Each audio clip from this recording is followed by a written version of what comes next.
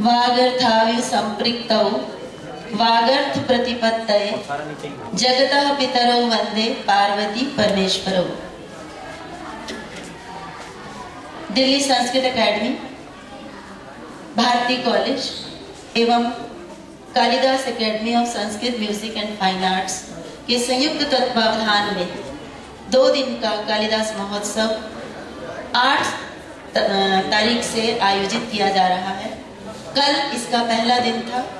कल ये आयोजन भारती कॉलेज में हुआ था। इस आयोजन में कल मुख्य अतिथि के रूप में हमारे बीच उपस्थित हुए थे प्रोफेसर रमेश भारद्वाज जी।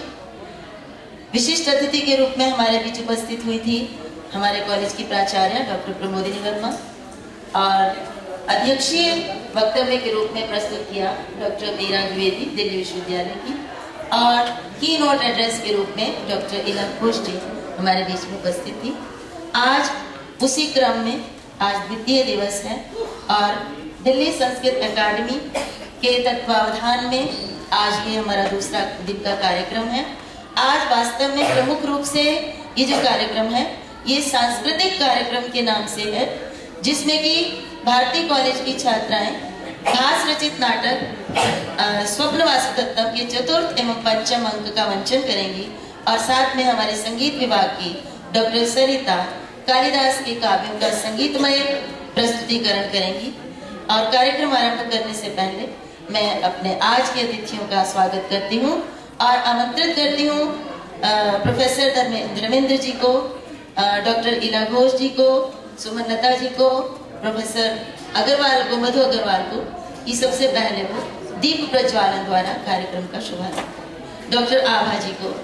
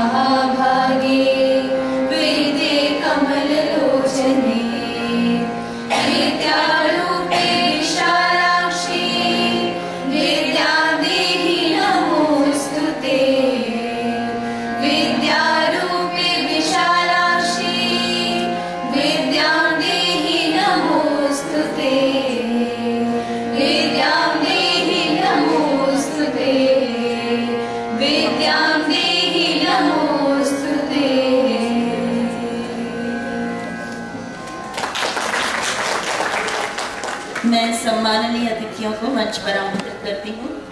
कार्यक्रम में हम सब बैठे हुए हैं और इस ज्ञान गंगा में हम स्नान करने के लिए उद्यत हैं। उनके पीछे कौन महिला थी, कौन देवी थी, ये सबको विदित है। प्रोफेसर सुषमा कुलश्रेष्ठ जी, जो यद्यपि शरीर से आज हमारे बीच नहीं है, लेकिन कालिदास एकेडमी की संस्थापिका प्रोफेसर सुषमा कुलश्रेष्ठ जी, उनको स्मरण किए बिना मुझे लगता नहीं कि ये कार्यक्रम हम आगे बढ़ा सकते हैं।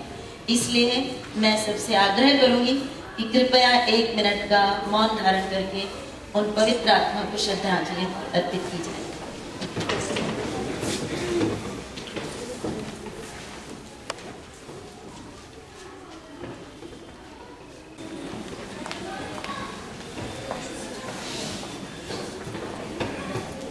मुझे बड़े हर्ष के साथ कहना पड़ रहा है कि प्रोफेसर धर्मेंद्र जी ने इतने कम समय में और इतने व्यस्तता के बाद भी हमारे इस आमंत्रण को स्वीकार किया, हमारे अनुनय को स्वीकार किया और यहाँ पर आज हम गोष्ठी करने जा रहे हैं। तो हमारे होस्ट भी कह लीजिए, हमारे मुख्य अतिथि भी कह लीजिए, आपका हम बहुत स्वागत करते हैं और मैं आमंत्रित करती हूँ आशीष जी को, जो पुष्पों एवं अंग वस्त्र द्वारा प्रोफेसर धर्मेंद्र जी का स्वागत करेंगे। दिल्ली संस्कृत अकादमी जो प्रतिवर्ष कितने अधिक कार्यक्रम करती हैं पूर्ण दिल्ली में, उनका श्रेय प्रोफेसर धर्मेंद्र जी को जाता है, इसलिए जोरदार तालियों द्वारा धर्मेंद्र जी का स्वागत।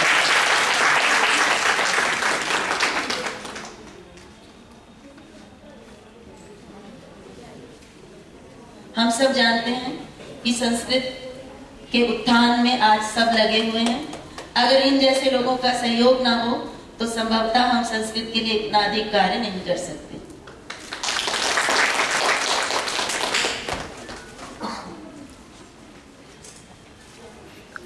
हमारे बीच प्रोफेसर इला घोष जी, जो कि पूर्व प्राचार्य हैं जबलपुर कटनी से, हमारे बीच उपस्थित हुई हैं और प्रतिवर्ष ये हमारे कार्यक्रमों में आती हैं और ये तो कार्यक्रम की संस्थापिका के रूप में भी अब हम इनको जान सकते हैं, क्योंकि डॉक्टर सुषमा जी के बाद हम इन्हीं की ओर देखते हैं कि ये कार्यक्रम इसी प्रकार से चलता रहे। तो इनके स्वागतार्थ मैं आमंत्रित करती हूँ हमारे भारती कॉलेज की संस्कृत विभाग की डॉक्टर आशा तिवारी जी, इनका स्वागत करेंगी।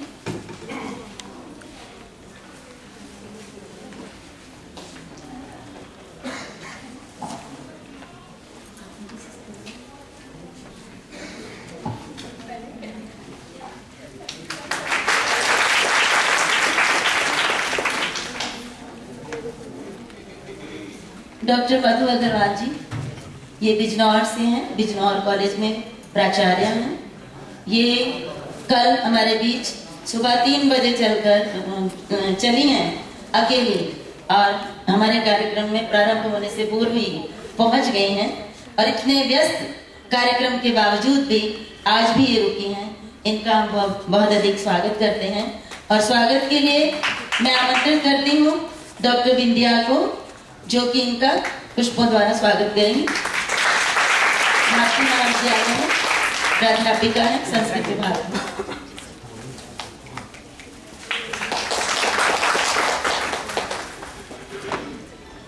डॉक्टर सुमन लता जी जबलपुर यूनिवर्सिटी से हमारे बीच उपस्थित हैं।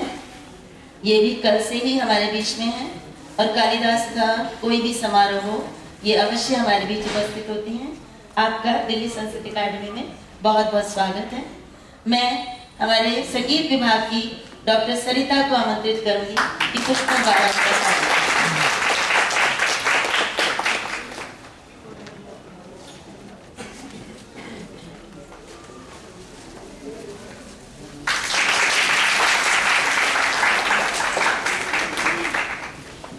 डॉक्टर आभा जी, जिनके सौजन्य से, जिनके संयुक्त तत्वावधान में, जिनके निर्देशन में ये सब कार्यक्रम हम करते हैं, हम मिलकर करते हैं, तो इनसे तो सभी परिचित हैं। लेकिन एक बात फिर बताती हूँ, मैं एक बार बताना चाहती हूँ कि संस्कृत विभाग से नहीं है, लेकिन कोई नहीं कह सकता ये संस्कृत विभाग से नहीं है। तो इनका तो होस्ट भी गेस्ट भी सभी रूपों में स्वागत होना चाहिए। तो मैं इनके स्वागतार्थ आमंत्रित करती हूँ डॉक्टर अंजू बाला। डॉक्टर अंजू बाला ये प्रोफेसर सुषमा कुलश्रेष्ठ की बहुत प्रिय शिष्या हैं और मेरे साथ मेरे ही कॉलेज में मेरी जूनियर हैं। इनका विशेष प्रेम था डॉक्टर सुषमा जी के साथ।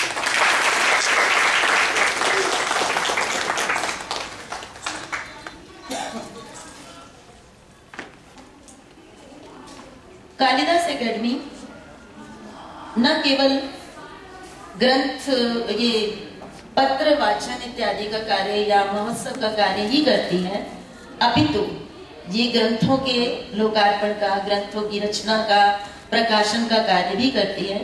और सुषमा जी जब थी तो उनके उस समय लगभग 85 ग्रंथ प्रकाशित हो चुके थे उनके सामने, और उसके बाद 113 ग्रंथ उनके प्रकाशित हुए और बहुत सारे ग्रंथ कतार में थे उनके।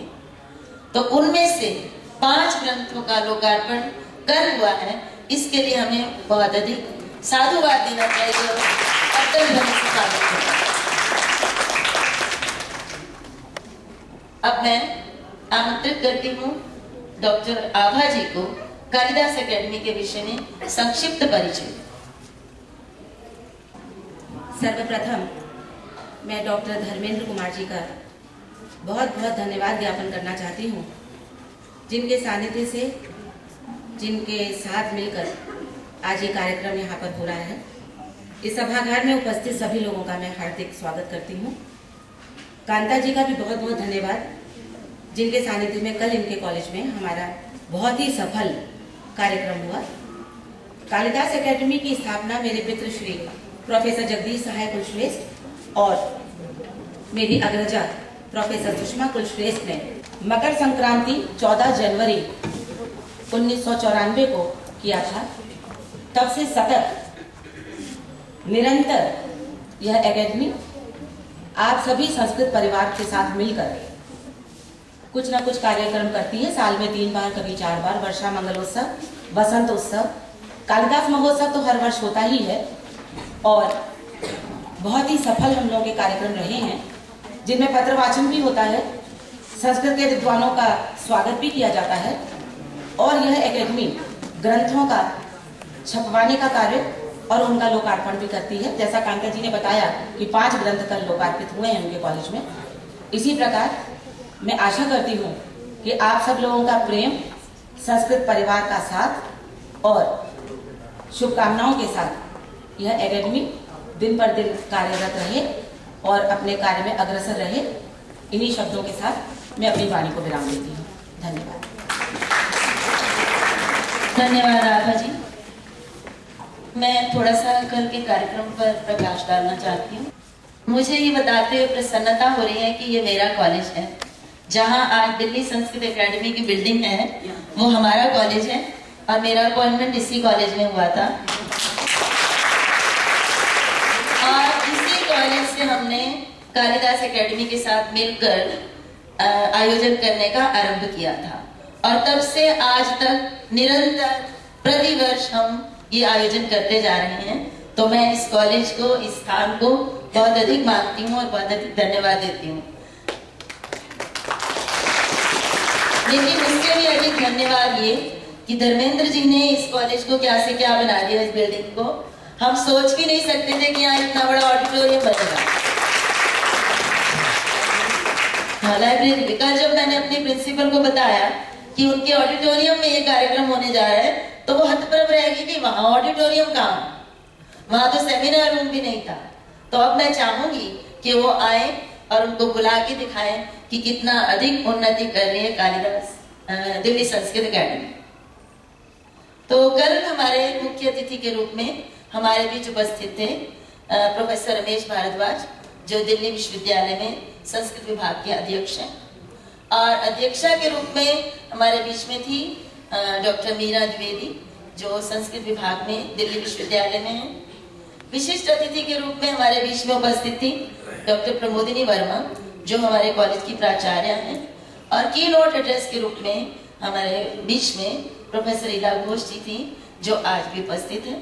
और बड़ौदा से, रोहतक से, बिजनौर से, जबलपुर, उत्तर प्रदेश, दिल्ली आदि अनेक प्रदेशों से हमारे बीच विद्वान उपस्थित थे, विदुषियां आज भी उपस्थित हैं और उन्होंने पत्र वाचन किए और 5 ग्रंथों का उसमें विमोचन भी हुआ।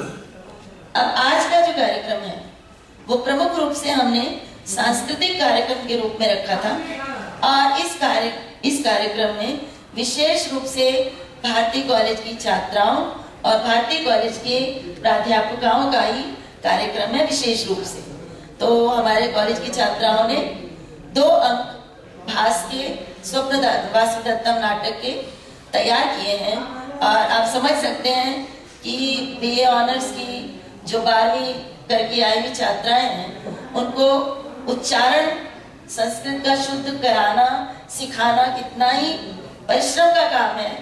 तो उतना सब कठिनाइयों के बावजूद भी मेरे विभाग के सभी प्राध्यापिकाओं ने, हमने 7-7 बजे तक बैठकर इन बच्चों को तैयार करवाया और इन बच्चों का उत्साह बढ़ाने के लिए आज आप सबसे अनुरोध करते हैं कि कुछ त्रुटियां भी हो सकती हैं, क्योंकि आजकल दिल्ली विश्वविद्यालय में समय नहीं है।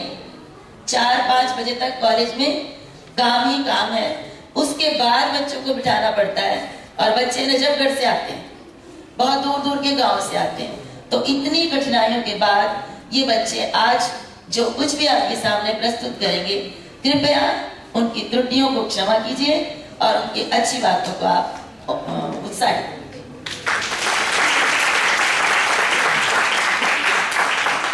हमारी संगीत की प्राध्यापिका सरिता जी आपके सामने पत्र वाचन एक अनूठे ढंग से करेंगी। संगीतमय पत्र वाचन होगा उनका, तो उनको भी प्रोत्साहित करने के लिए मैं आप सबके प्रार्थना करती हूँ। और अब मैं आमंत्रित करती हूँ हमारे प्रोफेसर धर्मेंद्र जी को, जो कि अपने स्वागत भाषण और आशीष के रूप में अपने वक्तव्य को प्रस्तुत करें। ओम पावकानः सरस्वती वाजेभिर्वाजिनीवति यज्ञं वष्टु धिया वसुः। मंचासीनाः विदुष्यः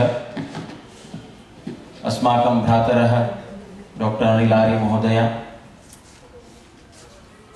मत्समक्षं विराजमानाः संस्कृत साहित्यस्य सर्वापि विदुष्यः, सर्वेपि भ्रातरो भगिन्यश्च। अयं महान् हर्षस्य विषयः अस्माकं समेषां कृते यदद्य कालिदास महोत्सवम् अधिकृत्य दिल्ली संस्कृत अकादमी अथ च कालिदास संस्कृत संगीत कला अकादमी पक्षतः अथ च भारतीय महाविद्यालयस्य एतासां तिसॄणां संस्थानां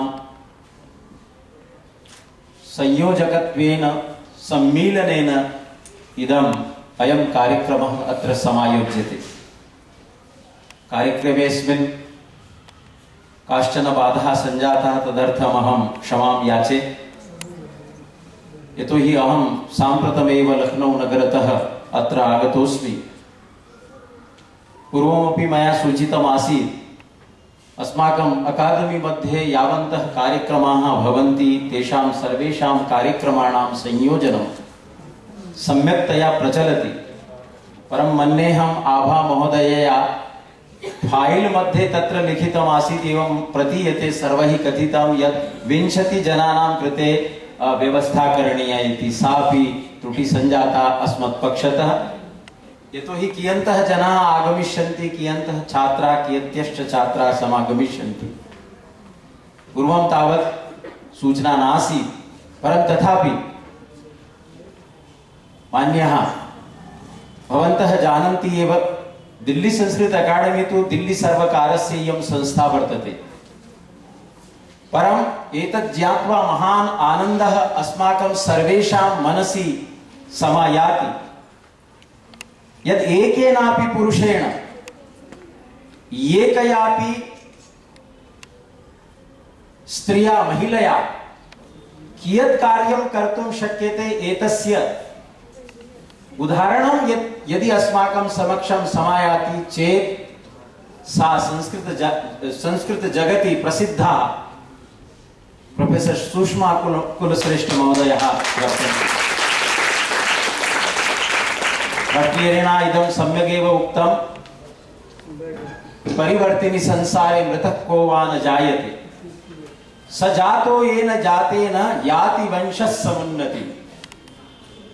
अयं कालिदास महोत्सवस्य योऽयं वंशः न केवलं भारतीयानां कृते अपितु समस्तानां जनानां कृते अस्य वंशस्य वर्धापनं सर्वेषां कृते भवतु इति तासाम् अहर्निशं प्रयत्नः आसीत् इत्यत्र नास्ति कापि संशीतिः। इदानीमेव ज्ञापितं यत् ताभिः प्रायशः 100 पुस्तकानि लिखितानि। आभा कुलश्रेष्ठ महोदया कथितं यत् तासां या प्रसिद्धाः रचनाः सन्ति तासां सर्वासां रचनानाम् अत्र दिल्ली संस्कृत दिल्ली संस्कृत अकाडेमी मध्ये योऽयं पुस्तकालयः अधस्तात् वर्तते, तत्र केषाञ्चित् पुस्तकानां दानं ताः कर्तुम् इच्छन्ति। एतासामपि पौनःपुन्येन वयं पुनः पुनः स्वागतं यामः। भवन्तः सर्वेपि जानन्ति एव यद् आभा कुलश्रेष्ठ महोदया संस्कृत जगति तेषां किं तथाविधं कार्यं नास्ति यथा भवन्तः भवत्यः पाठयन्ति। ता तु सर्वोच्च न्यायालये तत्र कार्यं कुर्वन्ति, परं तथापि संस्कृतम् अस्माकं परमो धर्म, संस्कृतेः अस्माकं परमो धर्म कथं कालिदासस्य या रचनाः सन्ति तासां रचनानां प्रसिद्धि, ख्याति, यशः न केवलं भारते वर्षे अपितु सर्वत्र राराजते। भवन्तः जानन्ति एव भारतस्य विभिन्नेषु प्रदेशेषु विभिन्नेषु महाविद्यालयेषु विश्वविद्यालयेषु कालिदासम् अधिकृत्य शोधकार्यं तत्र बहवः छात्राः कुर्वन्ति। अस्माकमिदं सौभाग्यं यत् कालिदासेन या रचना विहिता, यानि नाटकानि विहितानि तानि अद्यापि अस्माकं समाजे, अस्माकं भारते, न केवलं भारते अपितु विश्वस्मिन् जगति तासां रचनानां ख्याति अद्यापि वर्तते। कालिदासः न केवलं शृङ्गारपरकः कवि अपितु यत् सर्वासां कृतीनां पठनेन इदमेव आयाति यत् अभिज्ञानशाकुन्तलं सर्वस्वं वर्तते कालिदासस्य। तत्र केचन कथयन्ति यत् कालिदासस्य या रचना वर्तते, यत् नाटकं वर्तते अभिज्ञानशाकुन्तलं, तत् केवलं शृङ्गारपरकं काव्यमिदं, परं तथा नास्ति। समाजस्य कृते तत्र भूयांसः उपदेशाः वर्तन्ते इत्यत्र नास्ति कापि संशयः। भवन्तः जानन्ति अस्माभिः समाजे कथं व्यवहारः करणीयः, अस्माभिः परिवारे कथं वस्तव्यं, निवासः करणीयः, परस्परम् अस्माकं मान्यता कीदृशी भवेत्, भ्रातरः कीदृशं परस्परं व्यवहरेयुः, भगिन्यः परस्परं कथं व्यवहरेयुः इत्येतत् सर्वं तत्र विचारितं वर्तते। साहित्यिकं मूल्याङ्कनं भवतु वा, आर्थिकं भवतु वा, सामाजिकं भवतु वा, तन्नाटकं प्रसिद्धं वर्तते। भवन्तः सर्वेपि जानन्ति कालिदासस्य चतुर्थ अंकस्य ये 4 श्लोकाः सन्ति, प्रसिद्धाः श्लोकाः। या नवोढा वधू नवीनं गृहं प्रति आगच्छति, तदत्र महर्षि कण्व माध्यमेन कालिदासः यत् उपदिशति तद् अद्यापि तस्य सार्थकता वर्तते। यास्यत्यद्य शकुन्तलेति हृदयं संस्पृष्टमुत्कण्ठया शुश्रूषस्व गुरुं कुरु प्रिय सखी वृत्तिं सपत्नी जने। योऽयम् उपदेशः अद्यापि प्रासंगिकः वर्तते। यावत्यत्र बालाः सन्ति, विदुष्यः सन्ति, न केवलं तासां कृते अपि सर्वेषां कृते तस्य उपदेशस्य प्रासंगिकता अद्यापि वर्तते। अतएव कालिदास महोत्सवस्य आयोजनं प्रतिवर्षं क्रियते अस्माभिः। अथ च कालिदास अकादमी पक्षतः एतेषां कृते अस्माकं आभा कुलश्रेष्ठ महोदयाः पौनः पुण्येन एतासां प्रति वयं सर्वेपि कारतज्यं व्याहराम, प्रकटयाम। योऽयं यशः, यायं प्रसिद्धि कालिदासस्य सा न केवलं भारते भूयात् अपितु विश्वस्मिन् जगति यावन्तः महाविद्यालयाः सन्ति, विश्वविद्यालयाः सन्ति, तत्र सर्वत्र अस्माकं संस्कृतेः पताका दोधूयताम् इति अस्माकं सर्वेषां कामना वर्तते, अभ्यर्थना वर्तते।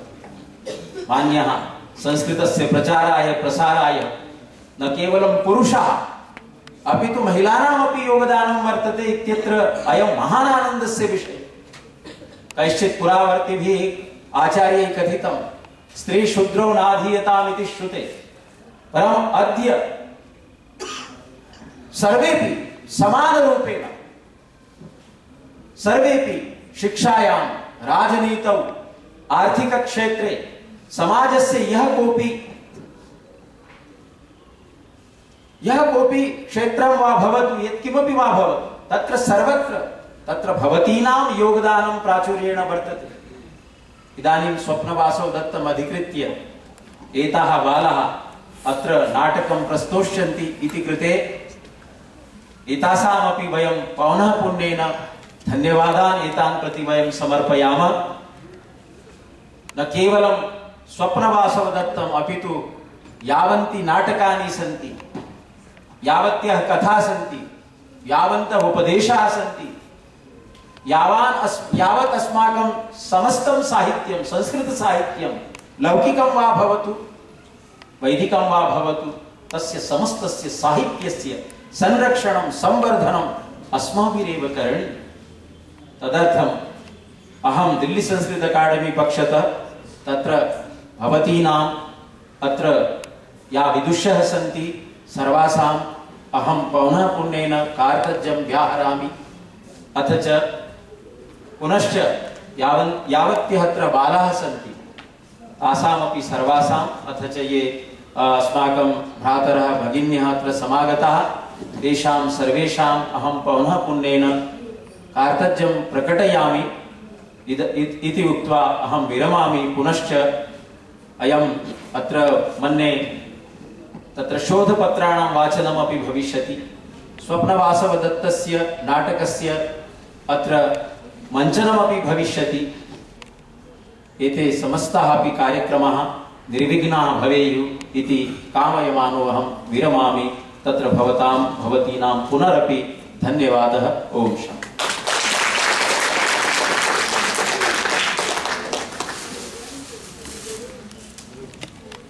प्रोफेसर धर्मेंद्र जी ने बड़े ही उत्साहवर्धक शब्दों में ये भी बता दिया कि महिलाओं की भूमिका संस्कृत के उत्थान में कितनी अधिक है। तो आपका बहुत बहुत धन्यवाद। आज यहाँ महिला शक्ति का बहुत आधिक्य है। तो अब मैं अपने सभी अतिथियों को, सभी परम आदरणीय विद्वज्जन, मुझे सभी के नाम तो नहीं याद रहते, बस ये मेरी बड़ी कमज़ोरी है, तो मैं तो सबको प्रणाम करती हूँ और सबसे आज्ञा चाहती हूँ अपना इस पत्रवाचन को आरंभ करने के लिए। ईला दीदी, आपसे आज्ञा चाहूँगी, आभा दीदी, मैम से, कांता मैम से और सभी लोगों से। ये एक कहते हैं कि हर चीज़ से इंसान कुछ सीखता है, तो पिछले 15 सालों में शायद एक आध साल छोड़ के बाकी सभी सालों में मैं इस मिशन से जुड़ी रही और इसी दौरान कालिदास को जानने का या उनके साहित्य की तरफ थोड़ा सा रुझान जो है वो होता चला। जैसे कल हमारे प्रिंसिपल हम कह रहे थे कि मैंने भी बहुत कुछ सीख लिया, तो मैंने भी बहुत कुछ सीख लिया, क्योंकि साहित्य और संगीत को अलग नहीं किया जा सकता। इतना सुंदर साहित्य है और उसमें जितना घुसा जाए जितना, उतना ही और अधिक गहराई है, ज्ञान उतना ही बढ़ता चला जाता है। तो आज के इस पत्र को मैंने पत्रवाचन के तौर पर न लेकर उसको क्रियात्मक रूप दिया है कि अपने संगीत के द्वारा कोशिश की है मेघदूत में उत्तर मेघ, पूर्व मेघ से और आगे उत्तर मेघ जो है वहाँ से मैंने कुछ जो है चीज़ें ली हैं, जो कि मैं कोशिश करती हूँ कि उन रागों में, जो संगीत के जो हमारे राग हैं उनमें उसको ढाल कर गाऊँ। ये हो सकता है कि मैं कहीं कहीं हलन है या कहीं कहीं और कोई त्रुटि कर जाऊँ उच्चारण में। कोशिश तो मैंने बहुत की। जो देखा था उसमें मुझे ज्ञात हुआ कि एक यक्ष को कुबेर द्वारा शापित किया गया, उसका प्रसंग जो है। तो उसके बाद जो विरह की जो भावना उन्होंने अभिव्यक्त की है उसको मैंने रागों में देखा। तो एक राग हमारे हिंदुस्तानी शास्त्रीय संगीत में पूरिया धनाश्री। तो मैं पहले कोशिश करती हूँ कि पूरिया धनाश्री के स्वरों को गाती हूँ और उसके बाद मैं कालिदास की स्मृति को थोड़ा गाऊंगी और फिर मैं आचार्य बृहस्पति जी की एक बंदिश गाऊंगी। तो उसमें मुझे काफी कुछ साम्यता दिखी है भाव के तौर पे।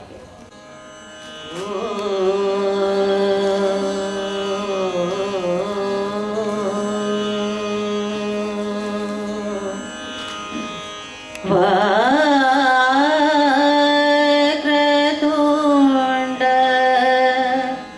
महाकाय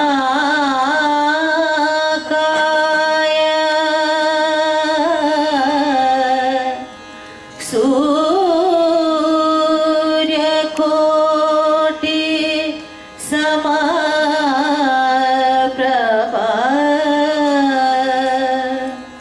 निर्विघ्नं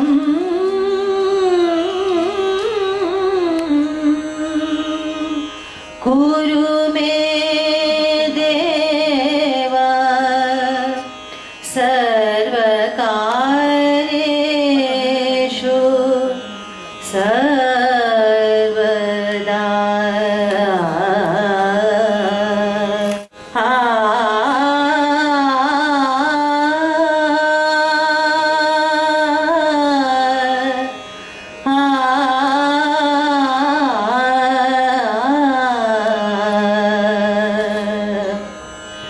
कश्चित् कान्ता विरह गुरुणा, कश्चित् कान्ता विरह गुरुणा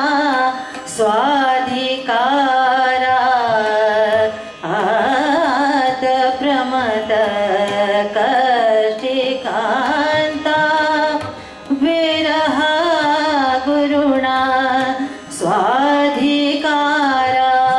स्वाधिकारात् प्रमदः शापेना संगमित महिमा, शापेना संगमित महिमा वर्षभोगेन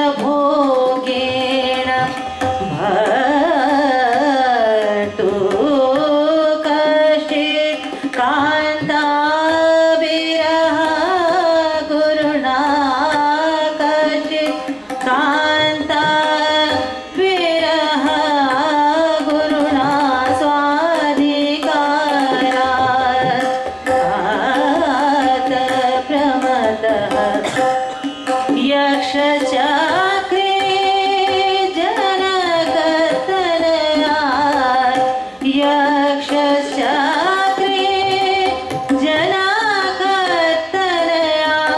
सान पुण्योदकेषु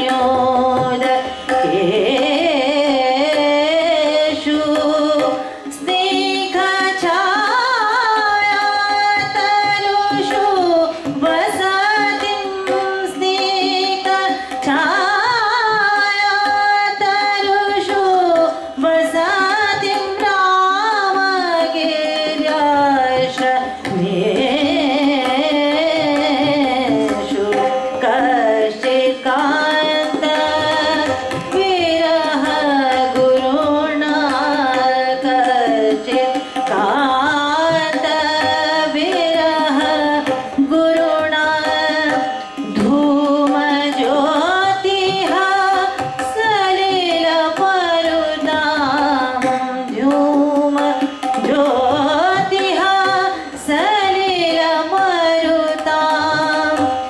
सन्निपात क्वमेघ संदेशार्था क्वपटुकराणे संदेशार्था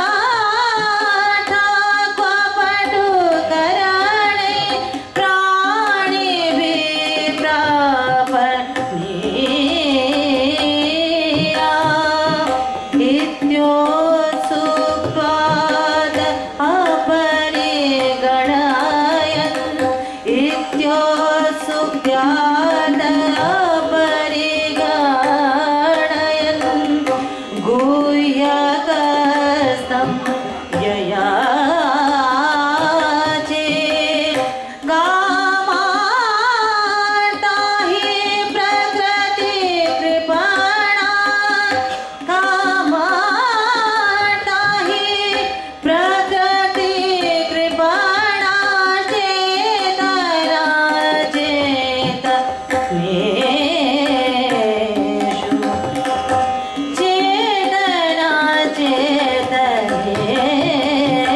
चेतनेषु कश्चित् कान्त विरह गुरुणा कश्चित् कान्त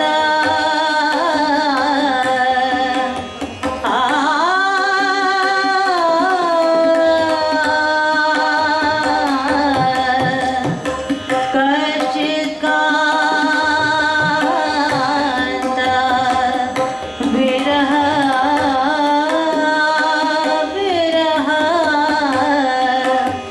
विरह गुरुणा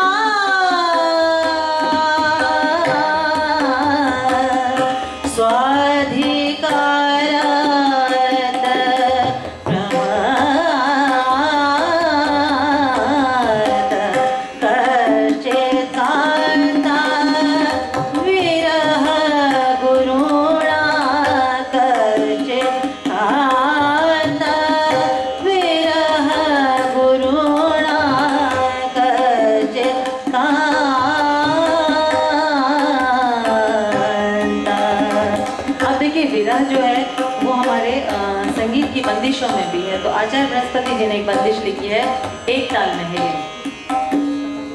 विकल फिरत चंद्रमुखी विकल फिरत चंद्रमुखी विकल फिरत चंद्रमुखी कबहू आंगन कबहू द्वार कबहू आंगन कबहू द्वार विकल फिरत चंद्रमुखी विकल फिरत चंद्रमुखी अनंग रंग रन भई अनंग रंग रन भई छिन छिन बीतत बहार छिन छिन बीतत बहार विकल फिरत चंद्रमुखी विकल फिरत विकल फिरत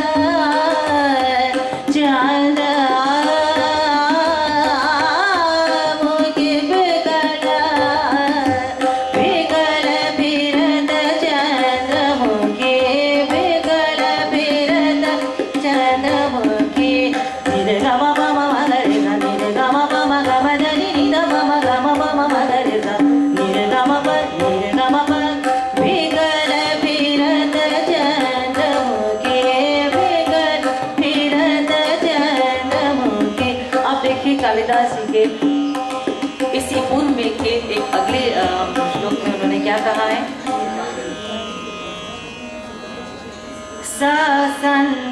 ससंतप्तानां त्वमसि शरणं संतप्तानां त्वमसि शरणं तत्पयोदप्रिया संदेशं मे हलधनपति क्रोधविशदेशि तस्य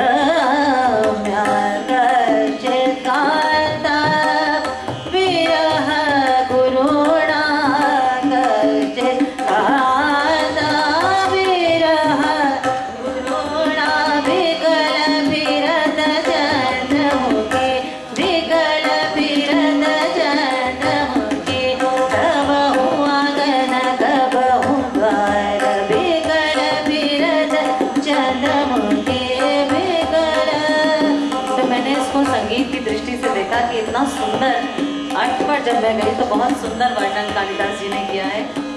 तो मुझे ये सोच पड़ी कि कौन सा राग इसके लिए उपयुक्त होगा। तो पूरे धनाश्री राग जो है उसके जो स्वरों का जो समुदाय रे ग म द प मदनी ने द प प म ग म रे ग नि म ग रे सा। बिल्कुल विरह की इस भावना को, इस भाव को पूर्ण रूपेण जो है यहाँ पर ये राग स्पष्ट करता है। आगे मेघ जो है, मेघ को जब यक्ष जो है वो कहते हैं कि तुम महाकाल के मंदिर में सांझ होने से पहले पहुंच जाओ, तो भी वहां तब तक ठहर जाना जब तक सूर्य भली भांति आंखों से ओझल न हो जाए। जब महादेव जी की सांझ की सुहावनी आरती होने लगे तब तुम भी अपने गर्जन रूपी नगाड़ा बजाने लगना। इससे तुम्हें अपने मंद एवं गंभीर गर्जन का पूरा फल मिलेगा। तो यहाँ पर जब ये भाव था तो ये सोचा कि महादेव जी का जहाँ वर्णन है तो राग शंकरा ही उपयुक्त होगा। तो कोशिश की है राग शंकरा में कुछ गाने की, और उसके बाद में आचार्य जी की, क्योंकि मैं संगीत की भी हूँ और आचार्य जी की परंपरा को आगे ले जाती हूँ, मेरे गुरु का ये आदेश है मुझे, तो मैं कोशिश करती हूँ कि उसके बाद में एक बंदिश जरूर मैं आचार्य जी की प्रस्तुत करूँ।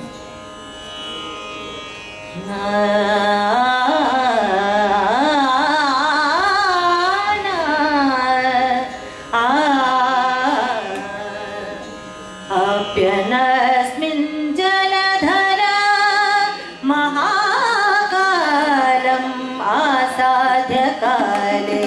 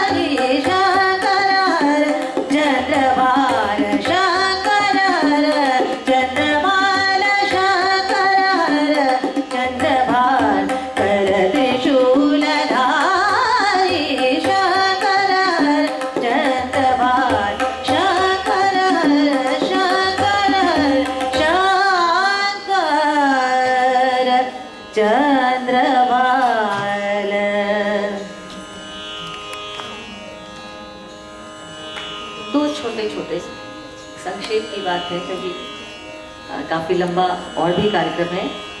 अब इसके बाद उत्तर मेघ में देश राग में मैंने जो है कोशिश की है गाने की, और इसमें यक्ष ने अपनी पत्नी का जो उसके सौंदर्य का वर्णन किया है मेघ से, तो वो मुझे कहने की जरूरत नहीं है, बच्चों को भी पता है, आप तो सब विदुषी लोग हैं, विद्वान हैं, तो मैं सिर्फ गा के कोशिश करती हूँ, वो संक्षिप्त अपने आप ही हो जाएगा।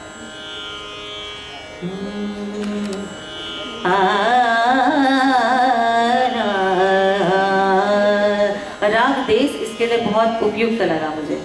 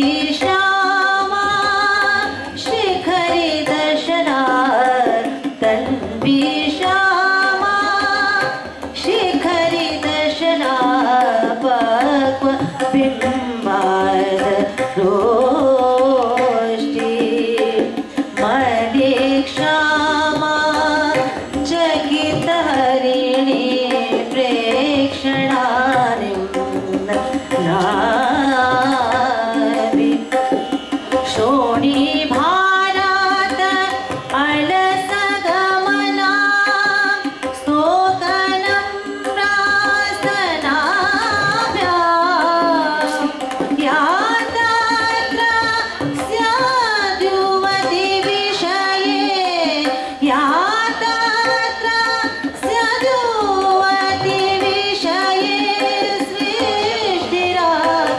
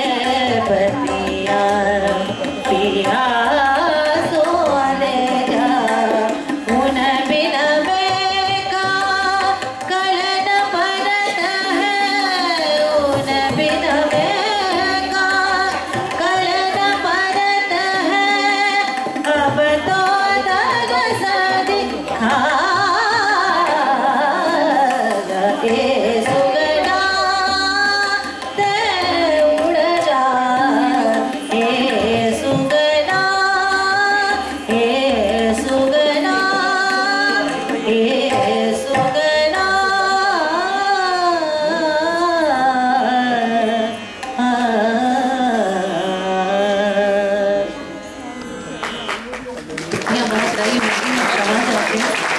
कोशिश की मैंने, आपका बहुत धन्यवाद।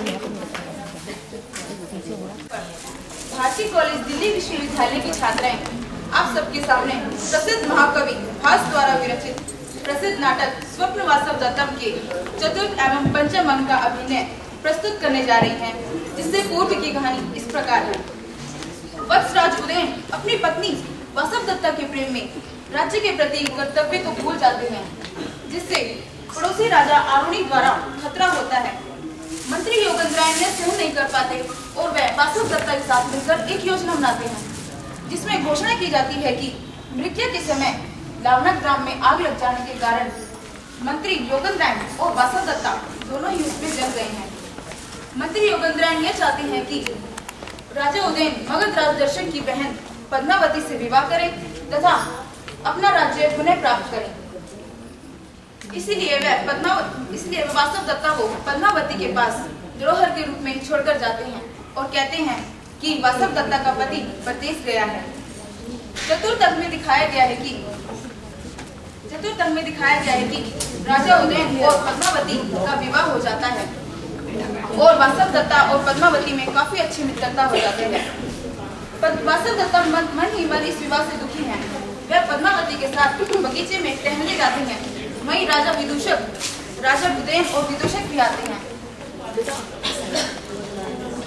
उन दोनों को देखकर पद्मावती और वासव दत्ता दोनों ही छिपकर उनकी बातचीत सुनती हैं और राजा उदयन अकेले में विदूषक राजा उदयन से अकेले में पूछ ही लेते हैं कि आपको पद्मावती और वासव दत्ता में से कौन अधिक प्रिय है।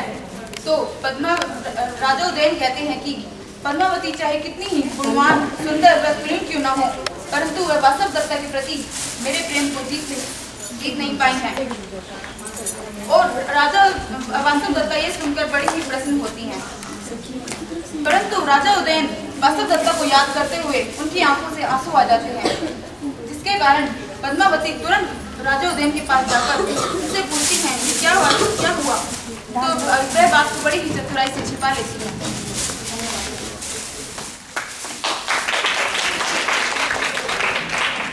एकः खलु महादोषः मम हारः सुष्ठु न परिणमति सुप्रच्छदनायां शय्यायां निद्रां न लभे भो सुखं नाम परिभूतं कल्लेवर्तं च। कुत्र नु खलु गतः आर्यवसन्तः? अहो एषः आर्यवसन्तः। आर्यवसन्तः ककाला त्वाम् अन्वेषामि। किं निमित्तं भद्रे माम् अन्विष्यसि? अस्माकं भटनी भण्टी अपि स्नातो जामातेति। किं निमित्तं भवती पृच्छति? किम् अन्यत्? सुम्नो वर्णः मान्यमिति। स्नातसु तत्र भवान् सर्वमानेतु भवती वर्जित्वा भोजनम्। किं निमित्तं वार्यस्य भोजनम्? अधन्यस्य मम कोकिला नाम अक्षि परिवर्तः कुक्षि परिवर्तः संवृत्तः। नितश्रेयः भव। गच्छतु भवती, यावदहमपि तत्र भवतः स्वकाशं गच्छामि।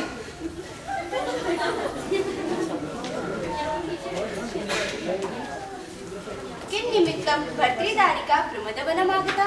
फलातेतावस्य कालिका गुल्मका पश्यामि कुसुमिता वा लभेति। भर्तृदारिके ते कुसुमिता नाम प्रवालान्तनितैरे मौक्तिकुलं कैलाचिका कुस्मे।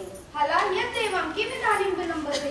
तेन यस्मिन् शिलापट्टिके मूर्तिका विशदो भर्तृदारिका यावत् अहमपि कुसुमावचयं करोमि। आदे किमर्थं विशावा? पश्यतु भर्तृदारिका अर्धमनः शिलापट्टिके शिल्पालिका कुस्मे पूरितं मे अंजलि। अहो विचित्रता कुसुमाना पश्यतु आर्य। अहो दर्शनीयता कुसुमाना। भर्तृदारिके किं भूयः चेष्यामि? हला मामा भूयः विचित्य। हला किं निमित्तं वादसि? आर्यपुत्रेण इहा गत्य मां कुसुम समृद्धिं दृष्ट्वा सम्मानिता भवेयम्। हला प्रियस्ते भर्ता? आर्य न जानामि। आर्यपुत्रेण विरहितोत्कण्ठिता भवामि। दुष्करं खल्वहं करोमि इयमपि नामेव मन्त्र्यते। अभी जातं खलु भर्तृदायिके मन्त्रितं प्रियो मे भर्तेति। एका खलु मे सन्देहः किं किं? यथा मम आर्यपुत्रस्तथा आर्यायाति। अतो अप्यधिकं। कथं त्वं जानासि? ओ आर्यपुत्र पक्षपातेन अतिक्रान्तः समुद्धाचारः एवं तावत् भविष्यामि। यदल्पः स्नेहः सा स्वजनं न परित्यजति। भवितव्यम्। भर्तृदायिके साधु भर्तारम्भम् अहमपि विराम शिक्षिष्यति। उक्तो मया आर्यपुत्र। ततः किं भणितम्? आवृत्वा किञ्चित् दीर्घं निःश्वस्य तूष्णीका संवृत्ता भवति। ततस्त्वं किमिव तर्क्यसि? तर्कयामि आर्य वासवदत्तायाः गुणान् स्मृत्वा दक्षतया ममाग्रतो न रोदिति। धन्या खल्वस्मि यदेवं सत्यं भवेत्। रचित पतित बंधु जीव कुसुम विरल पात रमणीयम् इतस्तावत् भवान्। वयस्य वसन्तः अयमहम् आगच्छामि। कामेनो जैनीं गते मयि तदा कामप्यवस्थां गते दृष्ट्वा स्वेरमवन्ति राजतनयान् पञ्चेशवा पातिताम्। तैरद्यापि शशल्यमेव हृदयं भूयश्च विद्धावयम् पञ्चेषुर्मदनो यथा कथमयम् षष्ठाक्षरा पातितः। कुत्र नु खलु गता तत्र भवति पद्मावती। पश्यतु पश्यतु भर्तृदायिका एतां कोकनदमाला पाण्डुरमणीयं सारस्वन्ति यावत् सभायकं गच्छन्ति। अहो भर्ता आर्यपुत्र अरे तव कारणात् आर्यपुत्र दर्शनं परिहरामि। तदनन्तरं माध्वी लता मण्डपं प्रविशामः। एवं भवतु। तत्र भवती पद्मावती आगत्य निर्गता भवेत्। भवान् जानाति? इमान् क्वचित् कुसुमान् शेफालिका गुच्छान् प्रेषितां तावत् भवान्। अहो विचित्रता कुसुमस्य वसन्त। वसन्तः संकीर्तनेन अहं पुनर्जानामि उज्जयिन्यां वर्त इति। वसन्त अस्मिन्नेवासिनौ शिलातले पद्मावतीं प्रति शिक्षावहे। एवं भवतु।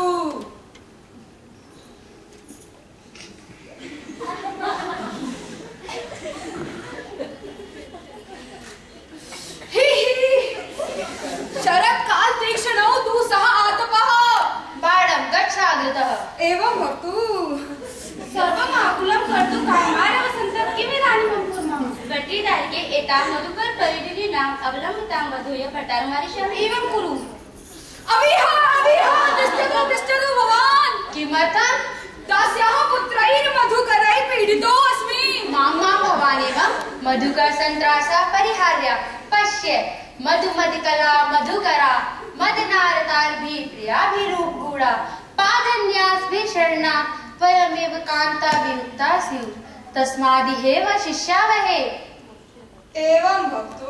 भर्तृदायिके वृद्धा खलु स्मो वयम्। तिष्ठयोपविष्टः आर्यपुत्र। तिष्ठ्याः प्रकृति शरीर आर्यपुत्रः। भर्तृदायिके शास्त्रपाता खल्व आर्या दृष्टिः।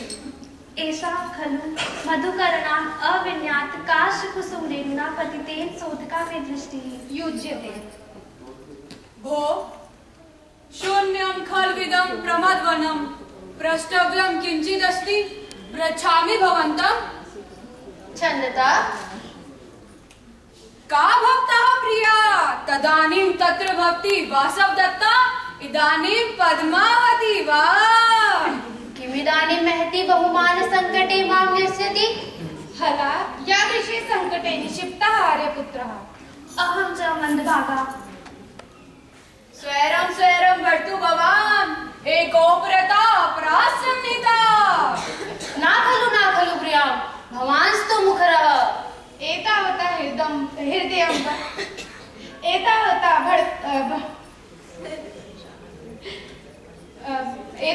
भर्तम् आर्यपुत्रेण।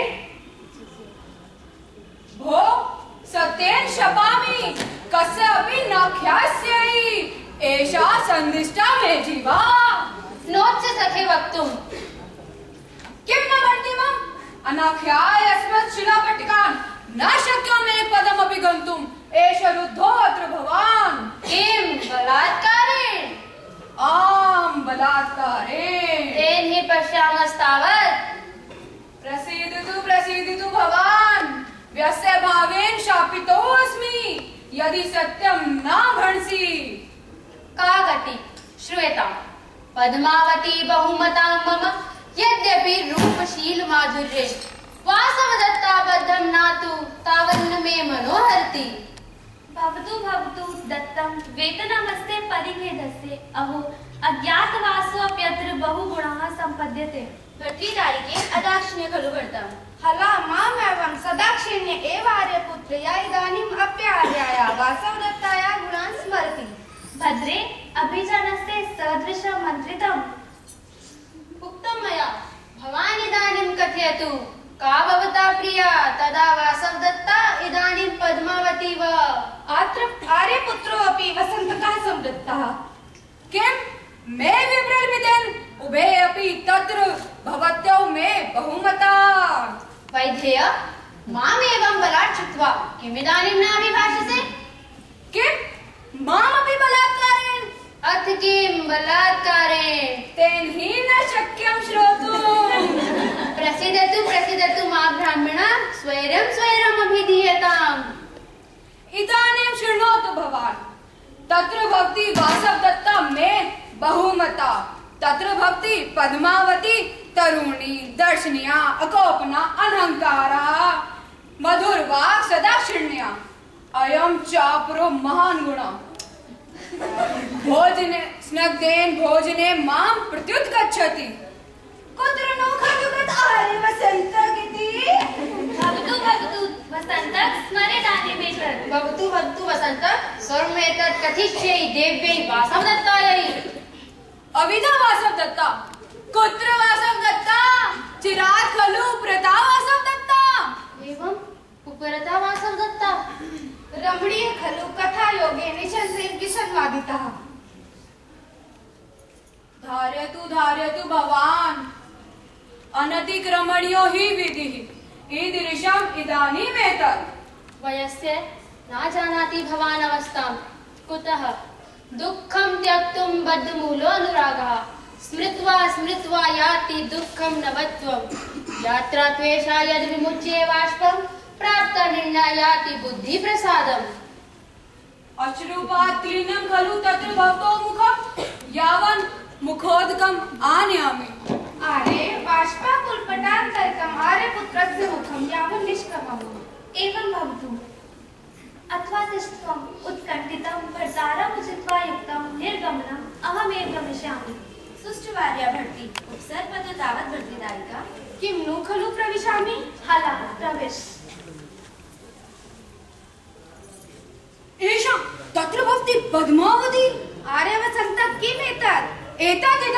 इदमेतत्। भड़तु आर्य भड़तु। भवति वादनितेन कासकुसुमरेणुनाक्षिनि पतिते साश्रुपातं तत्र भवतो मुखं तत् घृणातु भवतीदं मुखोदकम्। अहो सदाक्षिण्यस्य जनस्य परिजनोऽपि सदाक्षिण्य एव भवति। जयतु आर्यपुत्र। पद्मावती वसंत किमिदम्? एवमेव। साधु वसंत साधु। पद्मावती आस्यदाम्।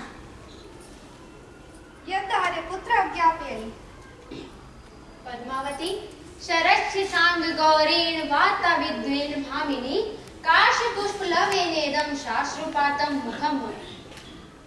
इयं बाला नवोद्वः सत्यं श्रुत्वा व्यथां रचेत् कामं धीर स्वभावयं स्त्रीभावस्तु कातरः।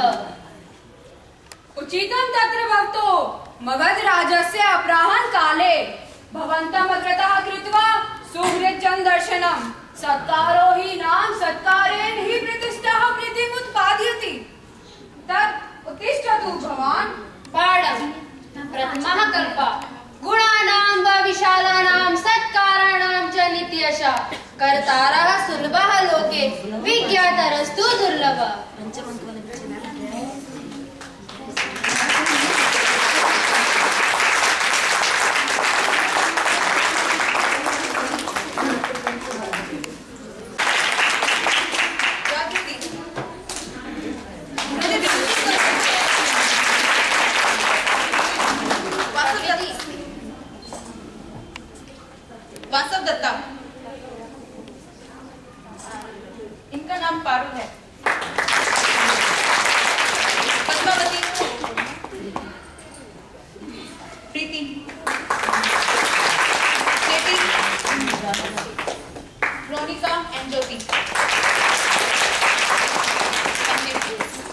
धन्यवाद। पति शीर्ष वेदना से पीड़ित हैं तथा उनकी शैया समुद्र ग्रह में लगाई गई है। यह सूचना जैसे ही राजा उदयन को मिलती है वे तुरंत पद्मावती के पास जाते हैं, परंतु पद्मावती वहां ना होने के कारण वे वहीं पद्मावती की प्रतीक्षा करते हुए उसी शैया पर सो जाते हैं। कुछ समय बाद वासवदत्ता भी पद्मावती से मिलने जाती हैं।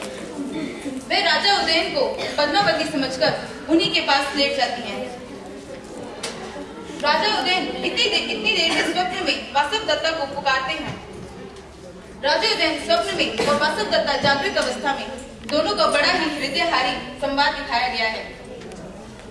वासवदत्ता इस तरह से कि कहीं राजा उदयन उन्हें देख ना ले, वे तुरंत उनके हाथ को शैया पर रखते हुए वहां से जाती हैं कि इतनी देर में राजा उदयन उठ जाते हैं और वे वासवदत्ता का पीछा करते हुए द्वार से टकरा जाते हैं, जिसके कारण वे वासवदत्ता को नहीं देख पाते।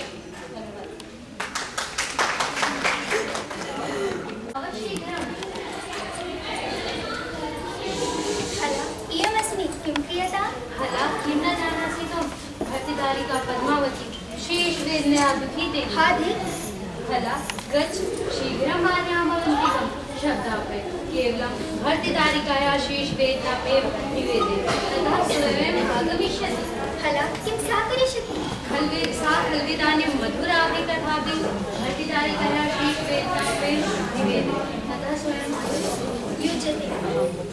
कुत्र शयनं रचितं भर्तितारिकाया? समुद्रे के किल सय्यासीर्णां गच्छतानीकम् अहमपि भद्रे निवेदनार्थं आर्यवसन्तकम् अन्विष्यामि। एवं पुत्रीदाने आर्यवसन्तकं पश्यामि। अद्य खलु देवी वियोग विदुर्हितस्य तत्र भवतो पद्मावती पाणिग्रहण समीरितस्य मंगलोत्सवे मत्तनाग्ने दाहो अधिकतरं वर्धते। अयि पद्मिनी के किमहि वर्तते? आर्यवसन्तक किं न जानासि त्वं भर्तितारिका पद्मावती शीर्ष वेदनया दुःखितेति। भवती सत्यं न जानामि। तेन हि भद्रे निवेदेन यावत् अहमपि शीर्षानुलेपनं त्वरयामि। कुत्र शयनं रचितं पद्मावत्याः? समुद्रे के किल शय्यासीर्णां गच्छतु भवती, यावत् अहमपि तत्र भवती निवेदयिष्यामि।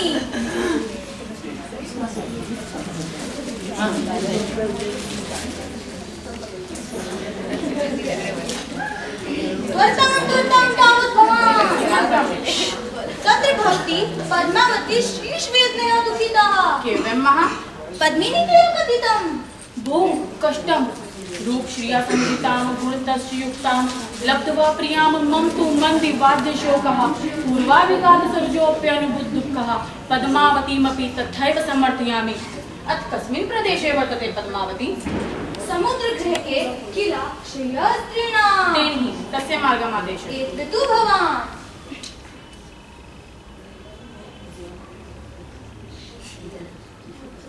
इदं समुद्रगृहकं प्रवेशितु भवान्। पूर्वं प्रवेश।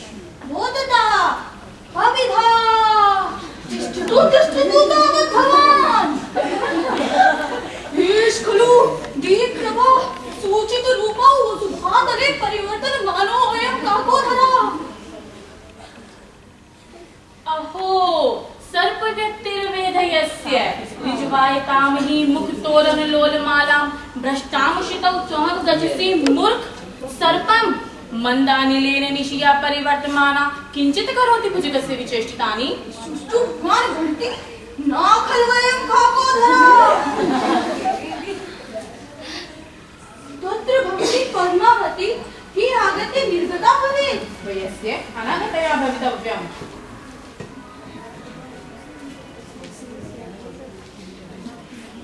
तेन हस्यां शय्यायाः मुहूर्तकमुपविश्य तत्र भक्तिं प्रतिपालयतु भवान्। गाढम्।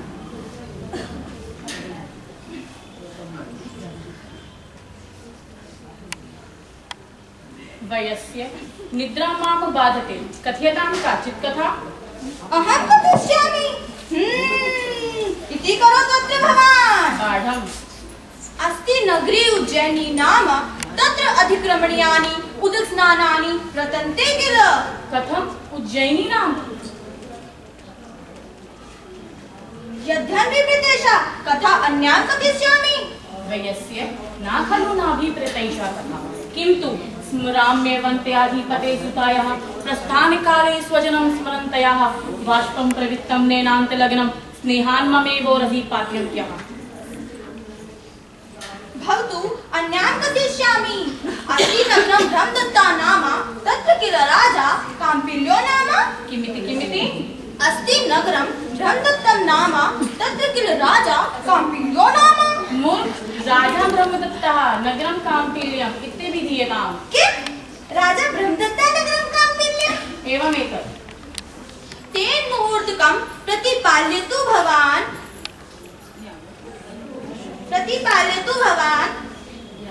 यावदोष्टगतं करिष्यामि।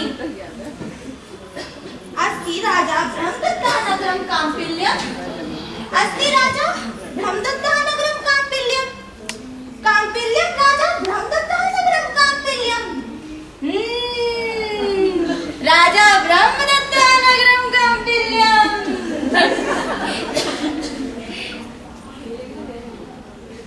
इदानीं शृणोतु। ऐ सुपुत्र भवान् अतिशीतल्यं लीला प्रवारकरं कृत्वा गमिष्यामि। एतत्कार्यार्थं खलु भर्तृधारिका शीर्षवेदनया दुःखिता। हा धिक् कुशलीयं रचितं पद्मावत्या समुद्रगृहे किल शय्यास्तीर्णा तेन अग्रतो याहि।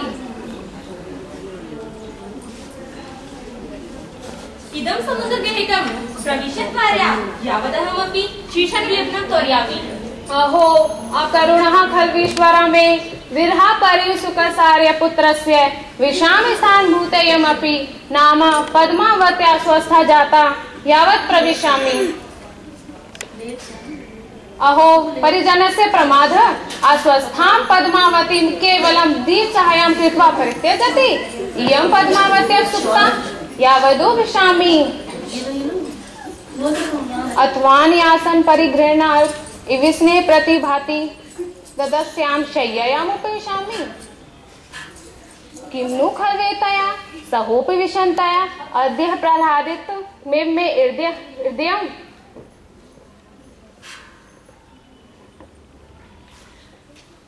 दिष्टया विच्छिन्न सुख निश्वासा निवृत्त रोगया भवितव्यम् अथवेक देशं विभक्तया शयनीयस्य सूचयति मामलिङ्गति यावत् शैष्य। हम आर्यपुत्रः न खलु पद्मावती नात्र किं नु खलु धृष्टास्मि। महान् खल्वार्य योगन्धरायण प्रतिज्ञा भारो मम दर्शनेन निष्फलः संवृतः। अवन्ति राजपुत्री दिष्टया स्वप्नायते खल्वार्य पुत्रः नात्र कश्चि जनाः। यावन् मुहूर्तकं स्थित्वा दृष्टिं हृदयञ्च तोष्यामि। हा प्रिय शिष्य देहि मे प्रतिवचनम्। अल्पामि भर्तः अल्पामि। किं कुपितासि। नहीं दुखिता अस्मि। यं न कुपिता किमर्थं नालङ्कृतासि। इतः परं किम्। किं विरचिकां स्मरसि। आहा अपेहि इहा अपि विरचिका। चिरं स्थितास्मि कोऽपि मां पश्येत् तद्गमिष्यामि अथवा शय्या प्रलम्बितं आर्यपुत्रस्य हस्तं शयनीयम् आरोप्य गमिष्यामि।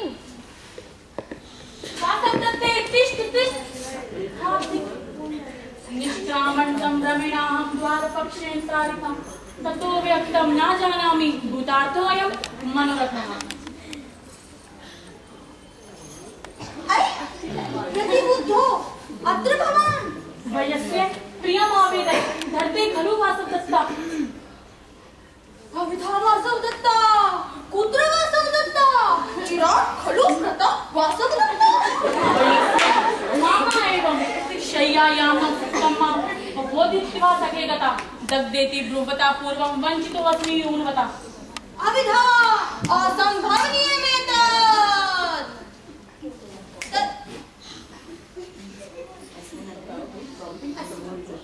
अस्मिन् नगरे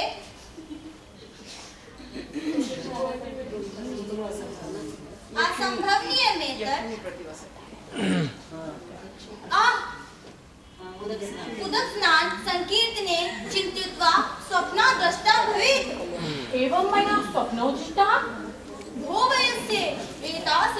नगरी अवंती सुंदरी नामा यक्षिणी प्रतिवसिति सा स्वप्ने दृष्टा भवेत्। नाना स्वप्नस्य अन्ते विबुद्धेन नेत्र विप्रोक्षिताञ्जनं चारित्र्यमपि रक्षन्तया दृष्टं दीर्घालकं मुखम्। मा इदानीं भवानानार्थं चिन्तित्वा एतु भवान् चतुर्शालां प्रविशवाः।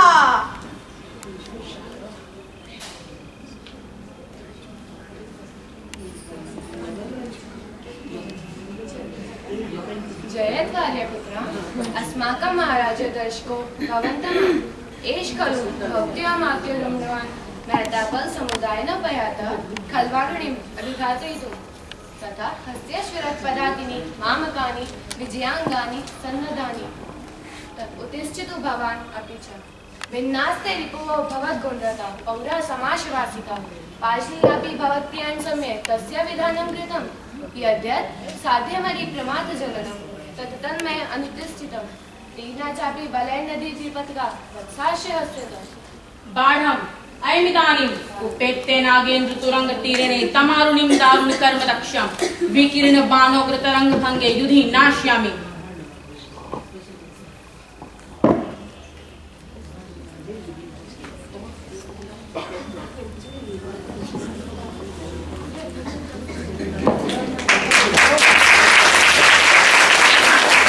अब आपके सामने पात्र परिचय। राजा दीप्ति,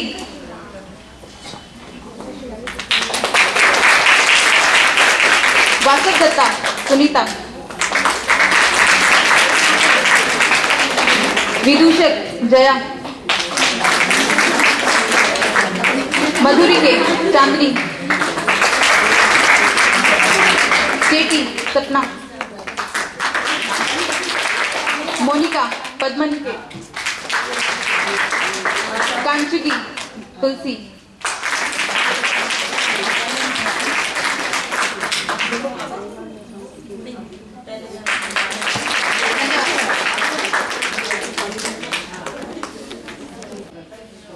त्रुटियों से ही सीखते हैं, तो आगे आने वाले समय में मुझे लगता है यही छात्राएं बहुत अधिक और भी अच्छा अभिनय प्रस्तुत करेंगी। इन छात्राओं के लिए जोरदार तालियां।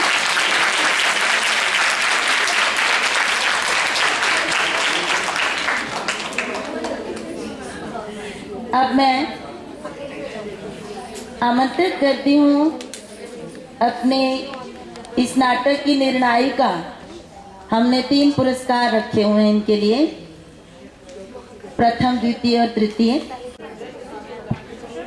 सर्वप्रथम तो मैं डॉक्टर कांता भाटिया और उनके द्वारा निर्देशित इस स्वप्न वासवदत्तम नाटक के सभी पात्रों को साधुवाद देती हूँ, उनका अभिनंदन करती हूँ कि उन्होंने इतना सुंदर संस्कृत नाटक का मंचन किया है। बच्चों, यह कालिदास महोत्सव है और महाकवि कालिदास ने कहा है कि नाटकम भिन्न रुचेर जनस्य बहुधाप्य एकम समाराधनम। काव्य की जितनी भी विधाएं हैं, महाकाव्य, चंपू, कथा, उपन्यास और नाटक, उनमें जो नाटक है, क्योंकि वो दृश्य होता है, मंच पर प्रदर्शित किया जाता है, इसलिए सभी सहृदय दर्शक उससे आनंदित होते हैं, भले ही उनकी रुचियां भिन्न भिन्न हों। इस सभा भवन में हम जो दर्शक के रूप में उपस्थित थे, उसमें विभिन्न आयु वर्ग के लोग हैं, विभिन्न रुचियों के लोग हैं, विभिन्न व्यवसायों से जुड़े हुए हमारे दर्शक हैं, पर इस आपके इस मंचन ने हम सभी को समान रूप से आनंदित किया है। इसके लिए पुनः आप लोगों का अभिनंदन। अभिनय में 4 मुख्य तत्व होते हैं, क्योंकि आप लोग अभिनय में और परिष्कार करेंगे अपने, और निरंतर आप अच्छी प्रस्तुतियां देंगे। इसलिए अभिनय में आचार्य भरत ने मुख्य 4 तत्व कहे हैं। इन चारों से मिलकर अभिनय या नाट्य का प्रदर्शन होता है। उसमें एक है वाचिक अभिनय, जो हम वाणी से करते हैं। जो आप लोग संवाद बोलते हैं, उन संवादों में जो उतार चढ़ाव है स्वर का, उसके माध्यम से और स्वर की भंगिमाओं के माध्यम से हम अपने भावों को अभिव्यक्त करते हैं। यह एक कौशल होता है और धीरे धीरे अभ्यास से अर्जित किया जाता है। आप लोगों ने बहुत अच्छा प्रयास किया है। दूसरा जो अभिनय है आंगिक अभिनय, जो हम शरीर की विभिन्न मुद्राओं से, अंगों से करते हैं। और भरत ने बहुत विस्तार से बताया है। एक छोटे से छोटे अंग का भी अभिनय हो सकता है। पलकों का अभिनय, नेत्र कोण का अभिनय, कपोल का अभिनय, नासिका का अभिनय, अधरोष्ट का अभिनय, विभिन्न अंगों से हम जो अभिनय करते हैं वो आंगिक अभिनय होता है। इसका भी बड़ा महत्वपूर्ण स्थान होता है नाट्य प्रस्तुति में। तीसरा है आहार्य अभिनय। आहार्य अभिनय, इसमें नेपथ्य सज्जा आती है। जो वेशभूषा आप धारण करते हैं विभिन्न पात्रों के अनुकूल, और रंगमंच पर जो नेपथ्य पृष्ठभूमि बनाई जाती है, जैसे अभी आपने शैया का प्रदर्शन किया या प्रमर्दवन का दृश्य प्रस्तुत किया, यह भी महत्वपूर्ण होता है। यद्यपि हमारे पास साधन नहीं थे, हम सभी समझते हैं, इसलिए आहार्य अभिनय जितना अच्छा होना चाहिए था वो नहीं हो पाया, पर उसमें कोई आपकी त्रुटि या कमी नहीं है। हमारा पूर्ण मनोरंजन इससे हुआ है और रसास्वादन हुआ है। और अंतिम जो होता है वो बहुत कठिन होता है, वो है सात्विक अभिनय। वो अंदर से उपजता है, जैसे अश्रु। यहाँ दो दृश्य थे। एक दृश्य में जब अवंतिका की आंखों में आंसू आते हैं, है ना, और वो बहाने से उन आंसुओं को पोंछ लेती है। जब राजा की आंखों में आंसू आते हैं, जब वासवदत्ता को स्मरण करती है और वो बहाना करते हैं कि काश रेणु, काश पुष्प का पराग मेरी आंखों में गिर गया है, इसलिए मेरी आंखें गीली हो गई हैं। ये जो अभिनय है ये कठिन होता है और इसी में पारंगत होना अभिनय की चरितार्थता है। बच्चों, आपने बहुत सुंदर प्रदर्शन किया, आपको बहुत बहुत बधाई। और मुझे पूर्ण विश्वास है कि हमारे जो डॉक्टर कांता भाटिया हैं और भारती कॉलेज की जो पूरी टीम है, उनके मार्गदर्शन में आप निरंतर और सुंदर प्रस्तुतियां देंगे और हम सभी को आस्वाद प्रदान करेंगे नाट्य रस का, अभिनय का। आपको धन्यवाद।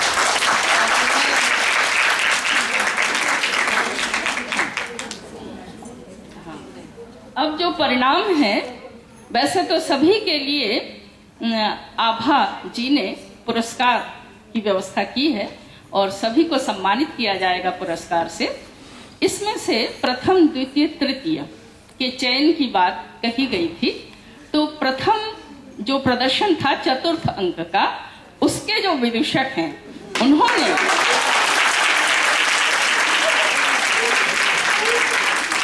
हम सबका मन मोह लिया है। वे प्रथम है, उनको प्रथम पुरस्कार है। चतुर्थ अंक के ही जो राजा बने थे,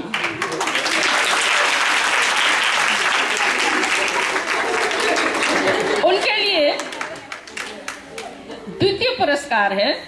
और चतुर्थ अंक में जो पद्मावती हैं, उनका अभिनय तृतीय स्थान पर रहा है। हाँ। और इन बच्चों से मुझे ये कहना है कि आप लोग संस्कृत के विद्यार्थी हैं। उच्चारण बहुत अच्छा था, उच्चारण में कहीं हम लोगों को दोष नहीं दिखाई दिया, बहुत अच्छा आपने उच्चारण किया है। और थोड़ा सा जैसा ये डूबे हुए थे अपने पात्र में, इसीलिए इसको रूपक कहते हैं, है ना। रूपक, रूपक माने आरोप, वही बन जाना। जैसे मुख कमल कहा जाता है तो मुख को कमल ही मान लिया जाता है।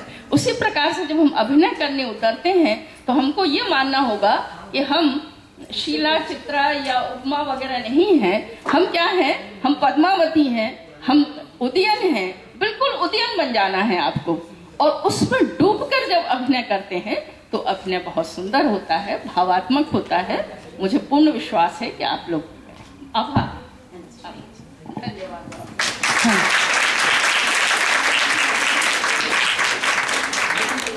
अच्छा, और आप दे दो ना, आप ले। कालिदास एकेडमी की ओर से हमारी पात्रों को प्रोत्साहित करने के लिए जो पहले प्रथम द्वितीय तृतीय पुरस्कार विजेता मंच पर आएंगे। विदूषक जागृति, राजा, केतना, संस्कृत ऑनर्स 3rd ईयर की छात्राएं हैं।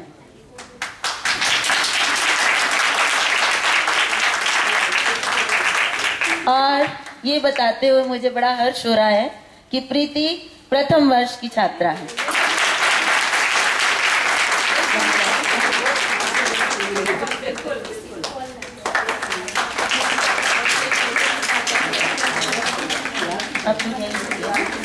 अन्य पात्र,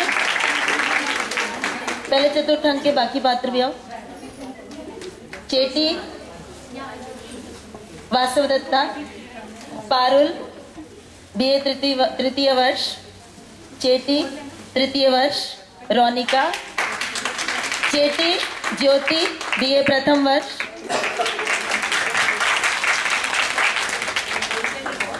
अब पंचम अंक की छात्राएं और उनसे पहले सूत्रधार,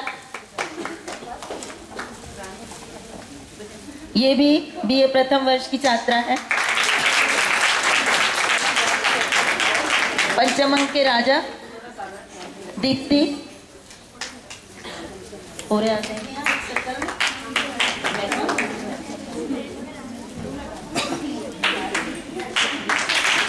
पद्मावती, वासव दत्ता, सुनीता तृतीय वर्ष की छात्रा है। हाँ, ये द्वितीय वर्ष की है। चेटी, ये तीनों चेटियां, एक प्रथम वर्ष की है, 2 द्वितीय वर्ष की है, 1 तृतीय वर्ष की है। ये प्रथम वर्ष की छात्रा है। ये तृतीय वर्ष की सपना, ये द्वितीय वर्ष चांदनी। विदूषक पंचम अंक का, ये प्रथम वर्ष का विदूषक है हमारा, ये अपकमिंग विदूषक है।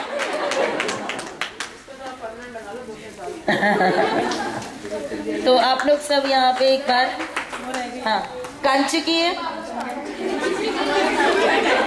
कांचुकी कहाँ है? प्रथम वर्ष की तुलसी, और आप इनके साथ देखो। मैं अपने विभाग के सभी प्राध्यापिकाओं को आमंत्रित करती हूँ कि इनके साथ ग्रुप फोटो लें।